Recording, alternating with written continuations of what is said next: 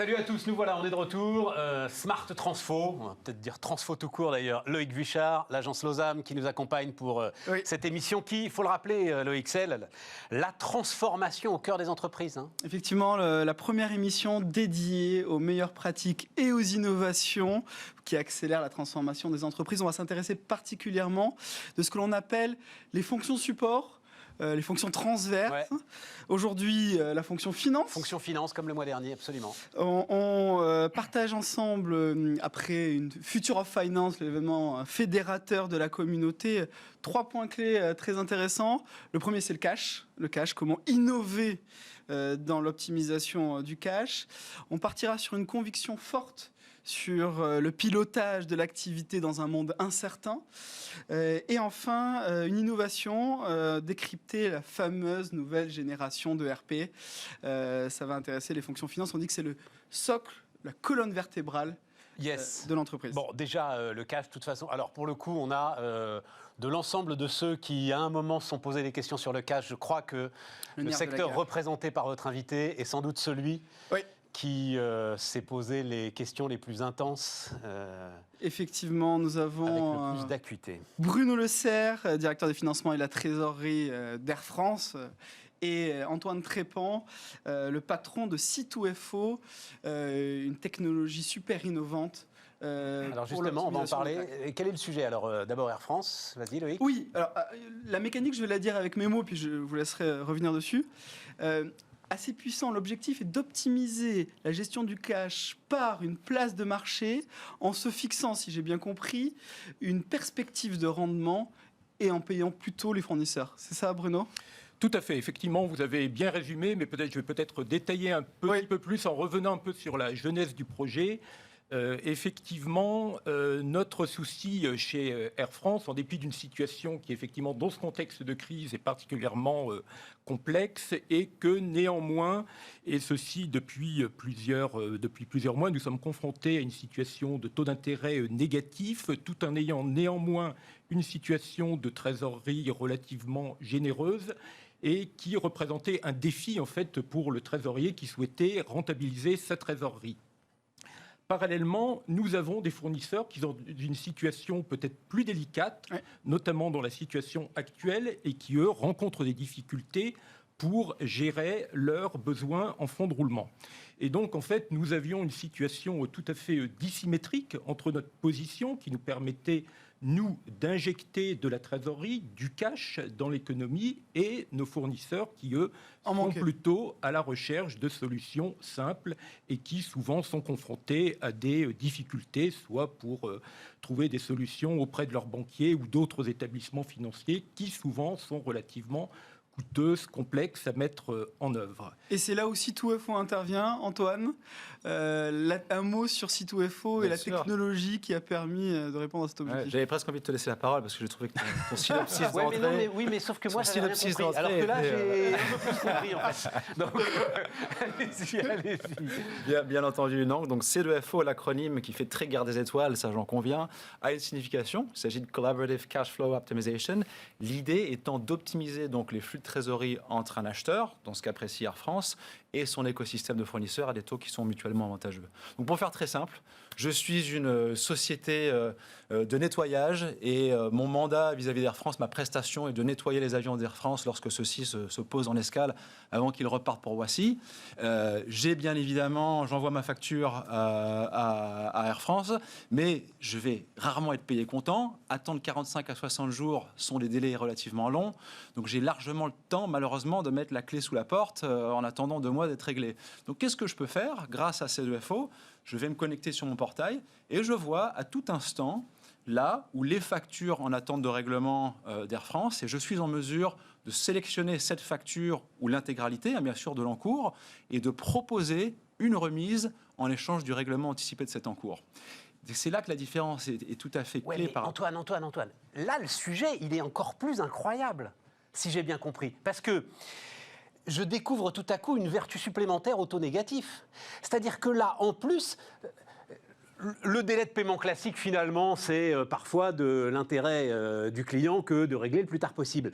Mais là, en plus, le cash, en fait, il vous brûle les doigts dans une situation où il y a déjà énormément de choses qui brûlent les doigts de l'ensemble des équipes finances d'Air France. C'est ça le sujet, en plus. Absolument, absolument. Et c'est presque une situation un peu paradoxale. Ah oui, mais super intéressant. Effectivement, dans un monde, je dirais, un peu normal et traditionnel, les gens, et notamment notre direction des achats, a tendance à repousser au maximum le paiement des fournisseurs. Et non, pas celle d'Air France, parce qu'elle est exemplaire en toutes circonstances. Absolument, absolument. Voilà. Mais néanmoins, dans cette situation de crise que nous connaissons, c'est vrai que nous aussi, naturellement, nous avons eu tendance à un certain moment à faire attention et nous continuons à préserver toutes nos sorties de trésorerie.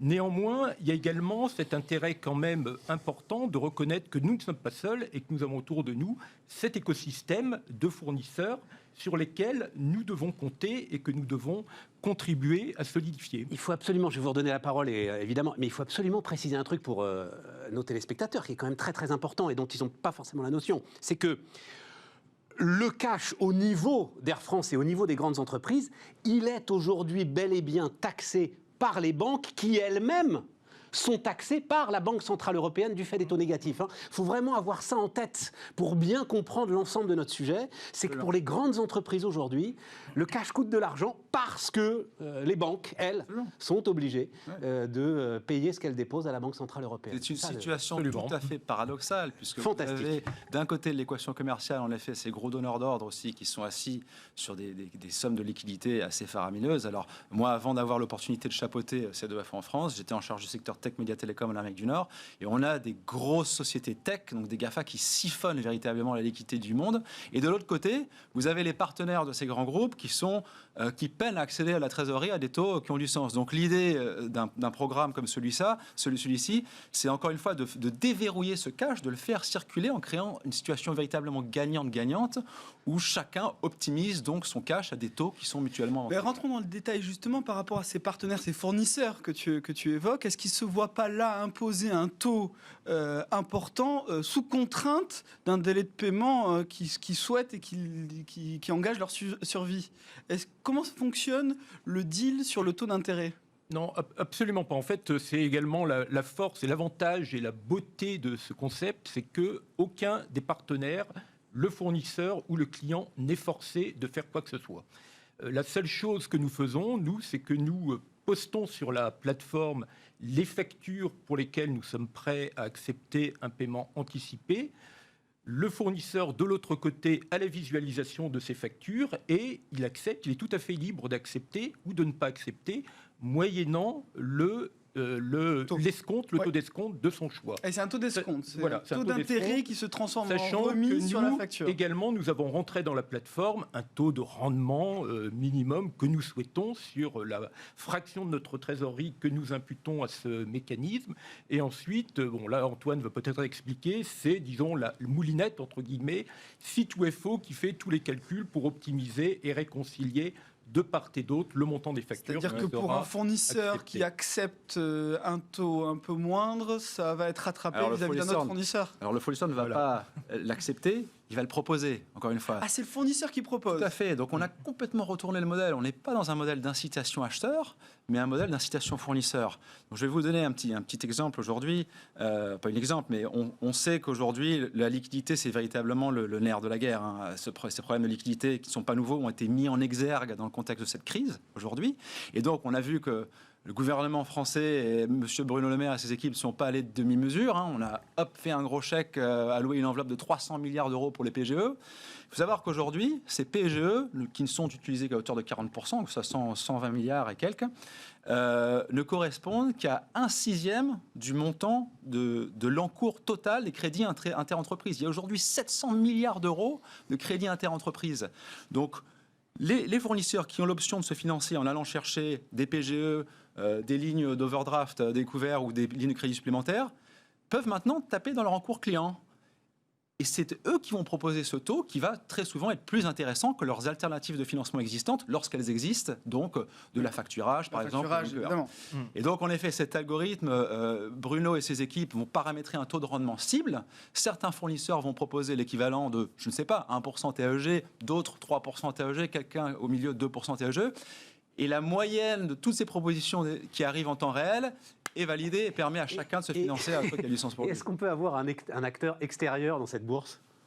Alors, c'est-à-dire, moi, je regarde un peu l'ensemble. Quand je suis sur le volume de facture d'Air France, ça m'intéresse, quoi. Si moi, j'ai envie de jouer un petit peu entre les différents taux d'intérêt, etc. Est-ce que je peux rentrer sur le système ? Je vais laisser Bruno prendre la parole. Rapidement, hein, il nous reste non, l'idée, ce n'est pas de mutualiser, hein, c'est de rester au sein de l'écosystème Air France. Aujourd'hui, oui, absolument. Pour le moment, c'est vraiment de rester au sein de toute la chaîne d'aider ses fournisseurs. de fournisseurs d'Air France.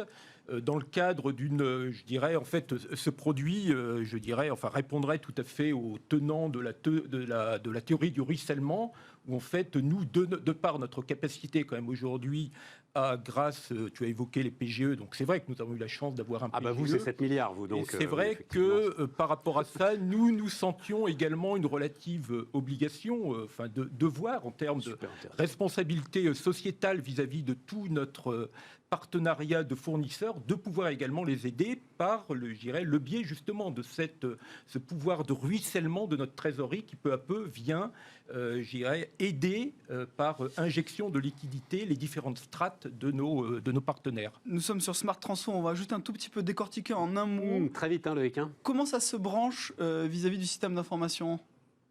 Je dirais très simplement, les développements ont été relativement courts. On a fait ça en l'espace de... Ça se branche à l'ERP directement ? Ça se branche directement sur l'ERP. Ouais. Donc notre ERP, bon, c'est... Alors, il ne s'agit pas d'une intégration. Hein, c'est un simple échange de fichiers plats. On va tout simplement chaque nuit extraire un fichier d'aide fournisseur, le déposer dans notre environnement de marché. Les propositions d'escompte arrivent, l'algorithme fait sa petite cuisine et après on réactualise le RP derrière. Donc ça se fait tous les jours, comme ça, en temps réel. Voilà. Et en fait, C2FO est vraiment l'intermédiaire qui permet aux partenaires de dialoguer. Mais sinon, pour le reste, je reste totalement en face de mes fournisseurs, notamment en termes de virement de trésorerie. Ensuite, c'est le mécanisme naturel de paiement. Oui, et puis la loi continue à s'appliquer, c'est-à-dire que ça n'exonère pas de payer à la fin ses fournisseurs en temps et en heure. Pas un partenaire qui vient s'interposer au niveau des flux. Mais je pense que c'est un point très important. Mais vraiment quelques secondes. L'idée, c'est qu'on recentre la relation acheteur-fournisseur en son cœur. Ouais, tout à fait. Et dernier point, la possibilité aussi, à travers d'un mécanisme d'impermutation qui intègre la solution, de faire venir un tiers financier, le cas où la trésorerie d'Air France s'assécherait ou on ne peut plus l'utiliser pour X raisons. Et ça, c'est le cash, le nerf de la guerre pour lancer cette activité avec l'innovation. Et j'insiste, les taux négatifs, ça change tout. On a là tout à coup cet outil qui est quand même... Enfin, cette aberration financière, on va le dire comme ça, les taux négatifs, tout à coup prennent un sens. C'est effectivement ce qui a été l'élément déclencheur pour nous, dans le cadre d'une démarche qui au début était peut-être un peu égoïste, tournée uniquement vers la trésorerie et qui finalement est devenue beaucoup plus altruiste, tournée vers l'ensemble de nos partenaires. Merci Bruno, merci Antoine. Merci à vous. Non, vraiment passionnant tout ça. La deuxième partie de Smart Transfo, les amis, tout de suite.